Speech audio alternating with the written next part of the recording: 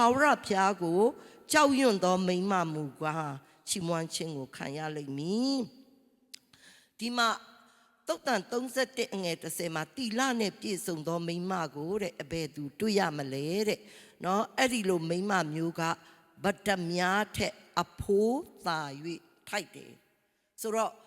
မိခင်တိုင်းကတော့သားသမီးအနေနဲ့ဆိုရင်မိခင်တိုင်းကိုယူတည်ရမယ်လေးစားရမယ်ဒါပေမဲ့ဖယားပြောတဲ့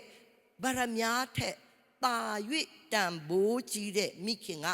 တီလနဲ့ပြည့်စုံသောမိန်းမဖြစ်တယ်ကျမတို့မိခင်တိုင်းသည်ဆူတောင်းတော်မိခင်ဖြစ်ရမယ်ဖယားနဲ့အတူသွားလာတော်မိခင်ဖြစ်ရမယ်အရာခတ်သိမ်းမှာအပြင်ပန်းတရံကိုပဲအလှပြင်တာမဟုတ်ဘဲနဲ့နူးညံ့တိမ်မွေ့သောအတွင်းလူကိုပြင်ဆင်ပြုပြင်တော်သူဖြစ်ရမယ်ဒါမှသာလျှင်ဗတ္တများထက်သာ၍အဖိုးထိုက်တော်မိခင်တွေဖြစ်မယ်